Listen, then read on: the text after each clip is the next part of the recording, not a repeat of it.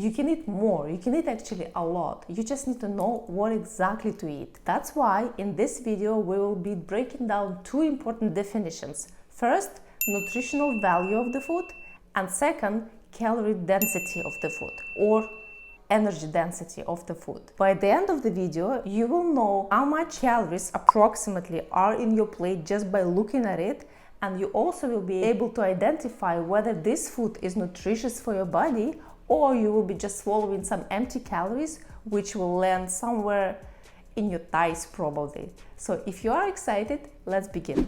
Nutritional value. Nutritional value is a measure of a well-balanced ratio of essential micro and micronutrients of food. Basically, all food contains micro and micronutrients. Let's talk a little bit of that. So we have our macronutrients, which is proteins, carbohydrates and fats. Proteins can be divided into like animal source or vegetable source proteins. Carbohydrates can be simple or complex carbohydrates, and fats could be saturated, non-saturated. There are deeper explanations into that subject that was a separate video, but for now those fats, proteins and carbohydrates are three macronutrients that almost every food contains in some sort of a ratio. Also, there are micronutrients that food contains, such as vitamins A, B, C, D, E, etc., and minerals such as calcium, magnesium, potassium, zinc. You got it. Well, usually food will contain a combination of both micro and micronutrients in some sort of a ratio. Some food has better nutritional value than others. As an example, let's compare, let's say, white rice and avocado. If we compare nutrients of rice and nutrients of avocado, we can see that avocado contains much more. It has all these great micronutrients that fulfilling and healthy for your body, that when we usually refer to avocado, we say, oh, this is a very healthy food for you to eat. Why? Exactly that's why. It has great nutritional value. Versus rice also has some nutritional value. All food has some nutritional value. So how do we really know which food contains what? Well, you can Google it to be certain, as I did for this video, but as a gut feeling, just think of food that usually can be taken from the nature and eaten right away would have the best nutritional value. Foods that are processed will have lower nutritional value. For example, oat versus flour. Oat will have a better nutritional value than the flour because flour is a processed version of the oat. Wild rice will have greater nutritional value than the white rice. And also, as a rule of thumb, all the green leafy vegetables, berries and fruits usually have great nutritional value. Second important definition for us to consider is a calorie density. Calorie density is a measure of calorie content of food relative to its weight or volume. It's also called energy density, and it's usually measured as calories per 100 grams of food or per 3.5 ounces of food. Let's go back to our example, rice and avocado.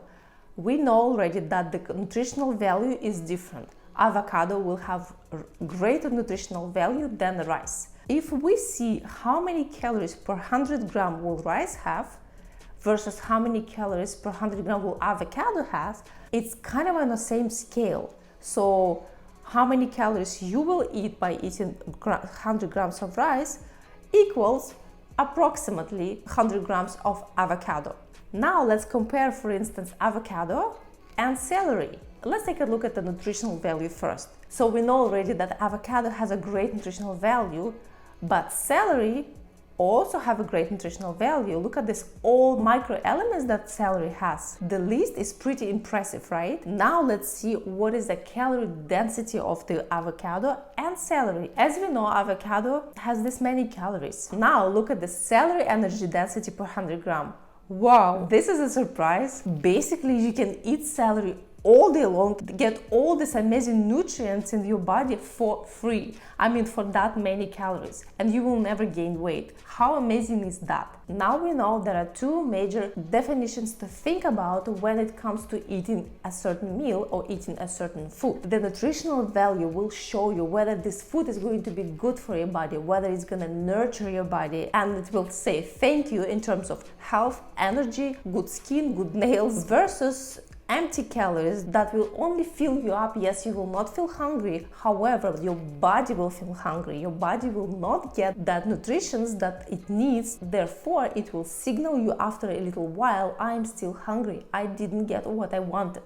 Because body doesn't understand taste. Body doesn't understand shapes, smells, colors, fancy restaurants. It only understands macro and micronutrients. And secondly, we know what is energy density. What is energy dense foods? The food that has more calories per 100 grams have more energy density to it. If you're concerned about your weight, my recommendation is every single time you see a plate in front of you, think whether this meal is going to be good for your body and how many calories are you consuming. Well, now let's practice a little bit how you actually break it down in your head very quickly and efficiently. As an example, let's use pizza.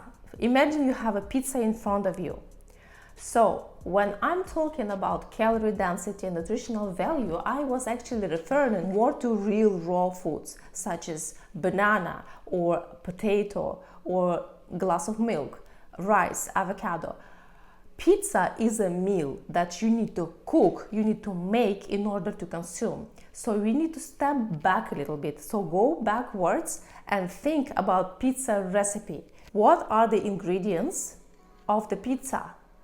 You can Google them. If you don't know the recipe, let's say I don't know the recipe, I can look up, but in my head I can approximately imagine what would be the ingredients.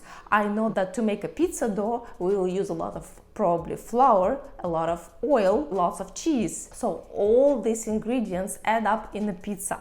So pizza will have a great calorie density per 100 gram. However, the nutritional value of that meal will not be that perfect. So whenever you choose to eat something and you don't understand what is in your plate, try to reverse it backwards and think about the recipe. What are the main ingredients? And from there you can identify whether those ingredients are good or bad for your body. I know this all takes a little bit of practice, but I'm sure that with a little practice, when you start paying attention to what you eat, think about how this food was made before it came to your plate, nicely, beautifully served, you can actually get better and better at it since you know the base of it. Now, if you're still watching this video, thank you so much. I'm so glad you're still here. I have a bonus advice for you. But before we go to that bonus advice, can you please comment below, still here, so I know who you are?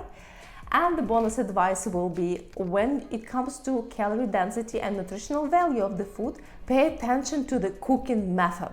Let's take a meat, for example. If it's been fried on the frying pan, probably a lot of oil goes to that frying pan to fry the meat, so the oil calorie add up, and this is what you're getting in the end. Versus if this meat was grilled or barbecued, not only we don't use extra oil to cook it, but the fat that meat contains was dripping down and burning in the fire, so we are getting lean, yummy protein for this much.